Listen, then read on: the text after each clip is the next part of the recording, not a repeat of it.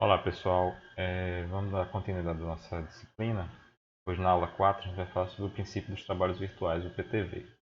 Então a gente percebeu, né, na aula passada, nas aulas passadas, que a gente construiu o conceito de deslocamento e forças no seu sentido generalizado. Após isso a gente construiu uma relação de energias, trabalho e de deformação, trabalho e de energia de deformação. E agora a gente vai passar agora para um princípio de trabalhos virtuais. Bom, no final da aula passada, a gente percebeu a existência de uma limitação. Né? Que limitação era essa? Vamos dar uma estudadinha um pouquinho detalhada dessa equação. Vamos subscrever aqui os termos que estão apresentados aqui, na parte de cima, segundo membro, tá? Segundo do lado direito da equação. Se você observar esses termos aqui, ó, esse, esse e esse, são termos que são os nossos esforços internos, tá? Vou mais elencar eles, a gente já elencou, mas são os esforços internos. Então, em tese, esses esforços internos, eles são conhecidos, ou são de conhecimento possível, tá? Vamos colocar assim. Como eu vou conhecer os esforços internos? Baseado no carregamento externo, tá? Então, de acordo com a minha edificação, para a nossa edificação, eu tenho como conhecer quais são os esforços internos submetidos. Basta calcular, que é o nosso objetivo, inclusive na análise estrutural. Se a gente observar, por outro lado, a parte do denominador desta equação, a parte do denominador que eu vou marcar agora aqui, a gente vai ter grandezas relativas à rigidez, ou rigidezes, né? Essa rigidez, né, ela depende basicamente de material, que forma as nossas peças, e da geometria das nossas peças, tá? Geometria das nossas peças. Que em tese também é algo que eu posso conhecer. Se eu for focar agora no primeiro lado, desculpe. Se eu focar agora no primeiro lado da equação, no lado esquerdo da equação, observe que tem duas grandezas aí envolvidas, né? Uma delas é uma força generalizada, então a força generalizada é F, externa, força generalizada externa. Eu também, em tese, se eu sei qual é o carregamento que está sobre uma estrutura, é conhecido. Então a incógnita primária dessa nossa formulação, ou seja, aquilo que a gente tem como incógnita, ou seja, algo a buscar, é justamente o deslocamento. E aí a gente percebe que, como equação, ela se torna uma equação bem limitada, porque eu só vou conseguir calcular um deslocamento, né, porque é uma única incógnita, a gente está falando em energia, e vai ser para uma condição bem específica, né? Se esse deslocamento estiver na direção de uma força aplicada externa, ou na direção dessa força aplicada externa, tá bom? Então, aí é onde a gente vai entrar no PTV. A ideia do PTV vai ser justamente a gente quebrar essa limitação, tá? Então, e como a gente pode pensar nisso, né? Eu vou fugir um pouquinho dessa escrita para a gente fazer uma pequena simplificação. Não é simplificação, é fazer uma consideração de entendimento, tá? Porque quando a gente fala em trabalho virtual, força virtual, a gente já tem uma pequena restrição de entendimento. Pensar assim, poxa, se é virtual, não existe. E a gente está no semestre virtual, né? Não sei se vocês perceberam. E a prova, e esse semestre virtual, ele é real. Vocês conseguem compreender essa ideia? Então vamos trazer essa filosofia para dentro da disciplina, para dentro do que a gente vai construir, tá? Então, eu vou fazer um exemplo de um edifício bem simples, tá? De novo, eu vou sempre limitar aqui para a gente não perder muito tempo no desenho. Mas digamos que eu tenho esse edifício aqui. Vou melhorando com o tempo, tá, pessoal? Tá muito feio o desenho, mas a mão livre é mais complicado. Repita o nosso. Eu gosto muito desse desenho porque foi o projeto que eu fiz na época de graduação, tá? De estruturas, tá? Depois eu conto a história. No momento para contar a história. Conto no ao vivo. Mas perguntem, professor, conta a história do projeto.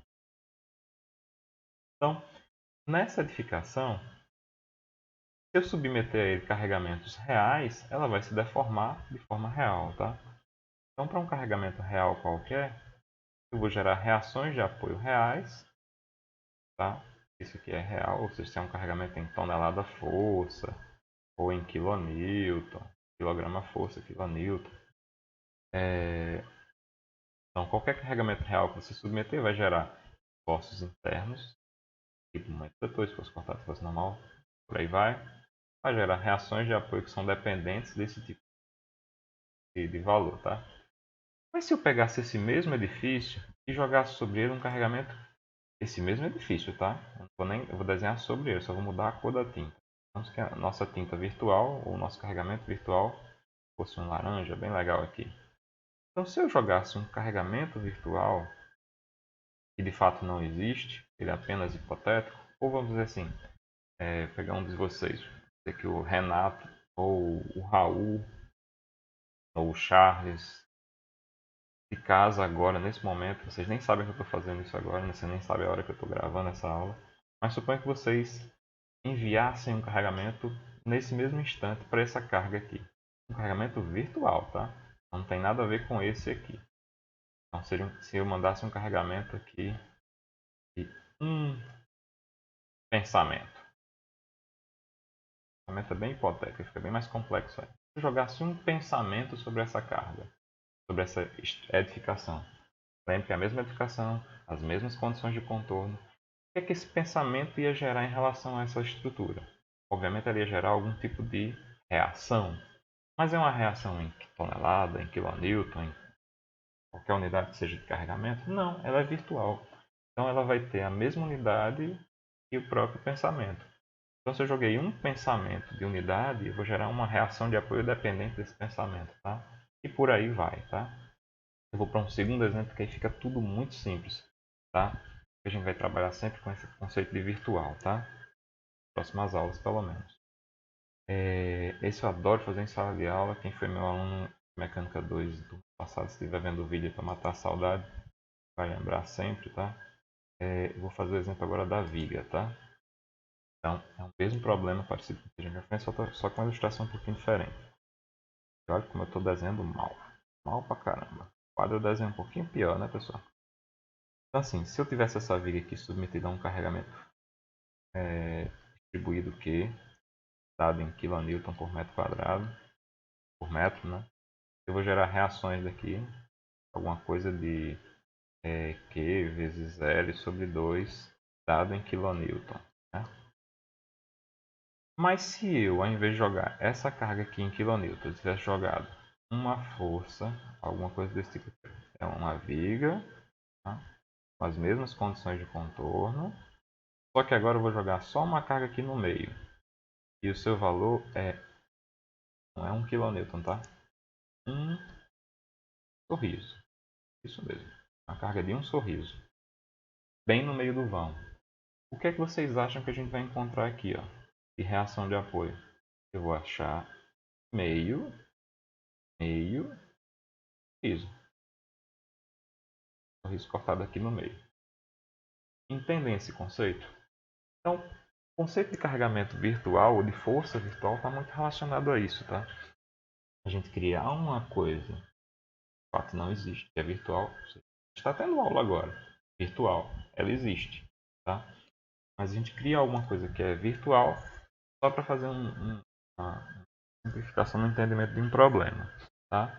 Entenda que se você joga uma carga virtual sobre a estrutura, essa carga virtual vai gerar na sua estrutura ações, reações e esforços internos, todos virtuais, tá bom? Todos virtuais. Então esse é o princípio filosófico, tá? Aí tem o texto escrito aí: se um corpo é deformado, sujeito a um conjunto de deslocamentos reais, provocados por um sistema de forças em equilíbrio, ou seja, está com estrutura em equilíbrio, o trabalho virtual externo produzido por essas forças é igual ao na verdade, igual à energia da formação interna produzida pelos esforços virtuais. Vamos tentar traduzir isso aqui de uma forma mais simples, tá? Ó, voltando aqui à equação que a gente tem de conservação da energia. Observe que do primeiro lado da equação, né, a gente tem aqui, no primeiro lado da equação, lado aqui, o trabalho das forças externas, é o W. E no segundo membro a gente tem, se observar tudo isso aqui, a gente tem o U. Então W igual a U. Se nós tivermos um problema conservativo, não há perda de dissipação de energia.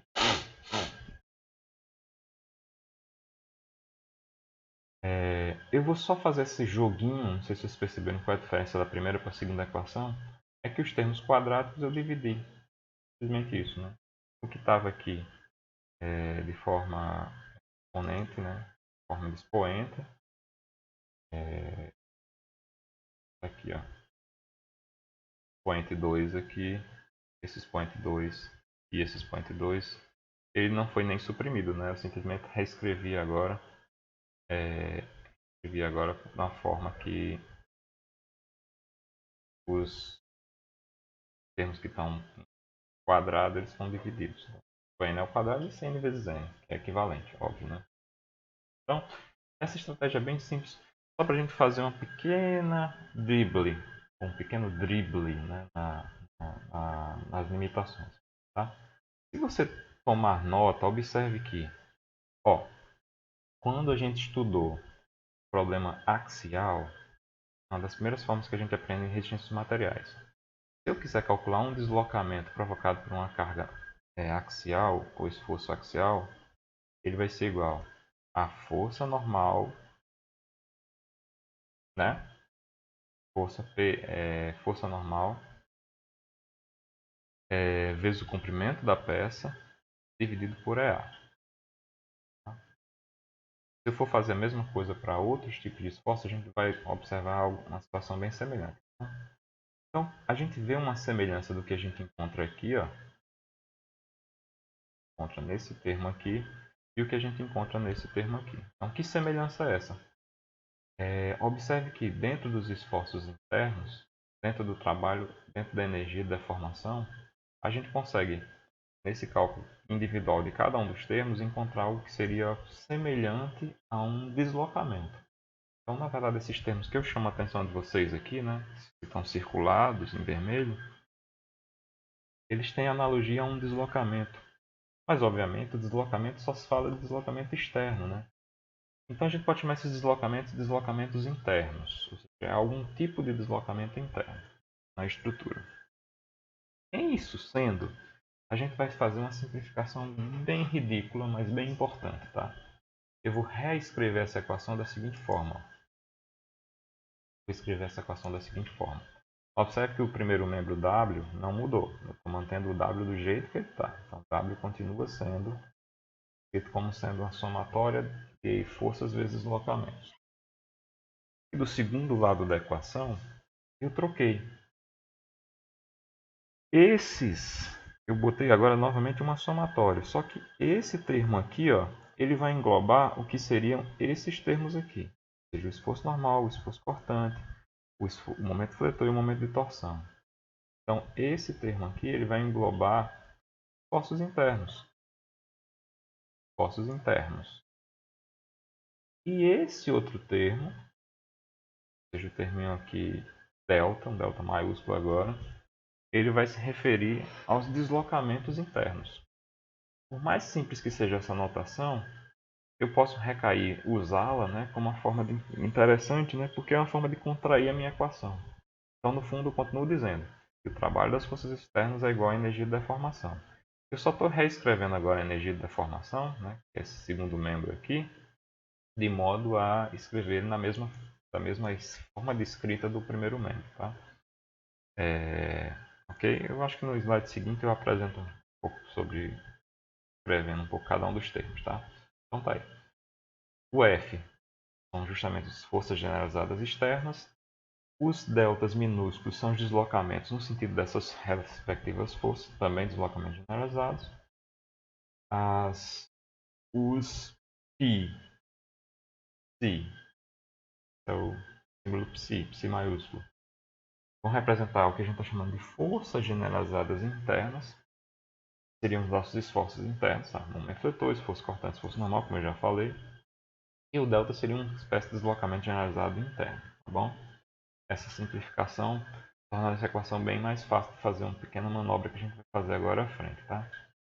Suponha agora que você tem um corpo, né? Isso aqui é tirado do livro de Hibbeler, né? Fazendo referência. Suponha que você tem um corpo sob duas situações. Uma situação que a gente está chamando de virtual e uma situação que a gente está chamando de real, tá?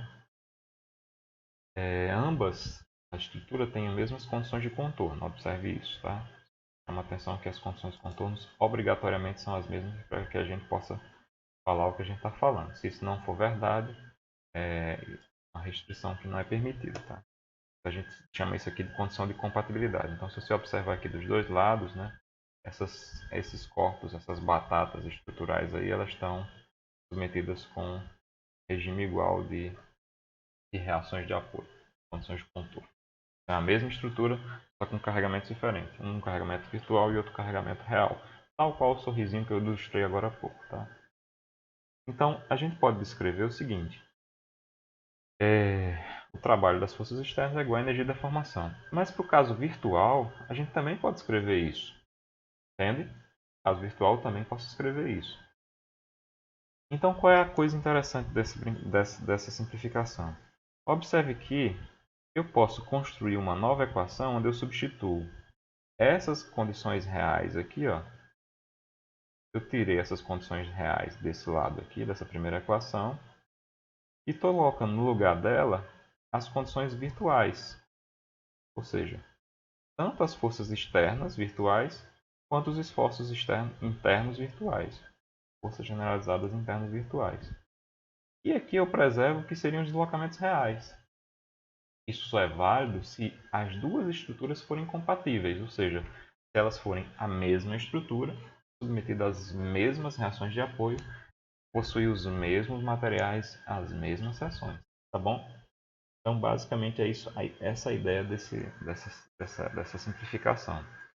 Observe que a gente já está quase acabando, tá? Observe que isso tem uma grande vantagem, tá? A gente agora consegue trabalhar de forma muito mais eficiente.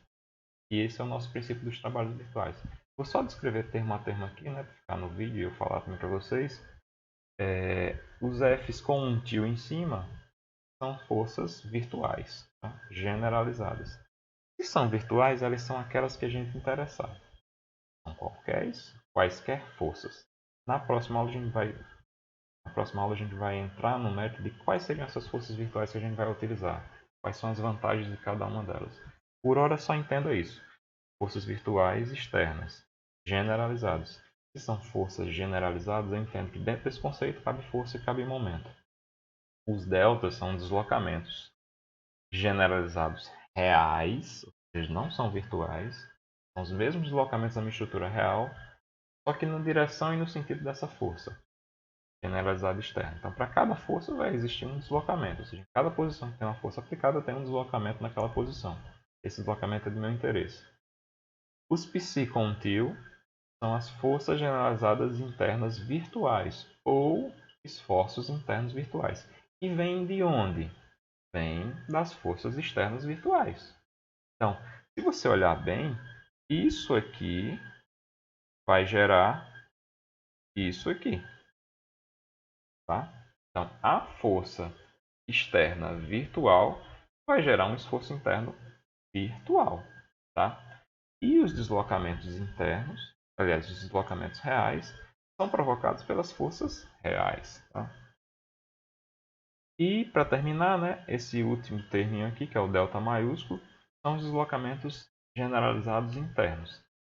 Esses, por sua vez, ó, eles guardam dependência de quem? Da mesma forma que esses deslocamentos dependem de esforços reais, esses deslocamentos internos também dependem dos esforços reais, tá bom? Então, numa mesma equação, o PTV, a gente consegue agregar conceitos reais e virtuais, tá? E aí a volta é o seguinte, eu vou agora voltar àquela equação anterior, ou seja,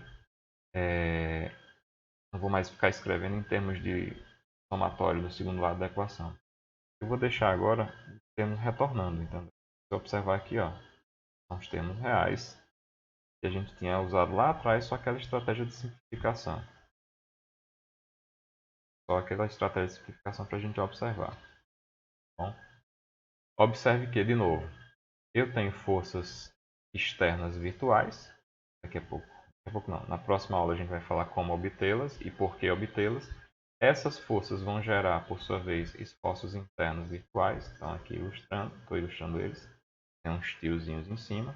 Então, sempre que tiver o tio em cima, relaciona a virtual. Quando não tiver o tio, é real, tá bom? E aí a gente vai ter essa nova apresentação, que é uma apresentação para o PTV, tá? E aí a gente vai cair na fórmula de Moore, tá bom? E a gente vai falar na próxima aula. A fórmula de Moore é a próxima aula, na verdade, né? Só fazendo essa... Ela vai ser uma aplicação do princípio dos trabalhos virtuais, tá bom? Pessoal, eu agradeço aí a vocês. A gente vai ter a aula de amanhã, né? De amanhã, próxima aula, falando sobre fórmula de Moore, tá bom? Para terminar, vou deixar para vocês só um pouco de música clássica, tá bom? Forte abraço para todos.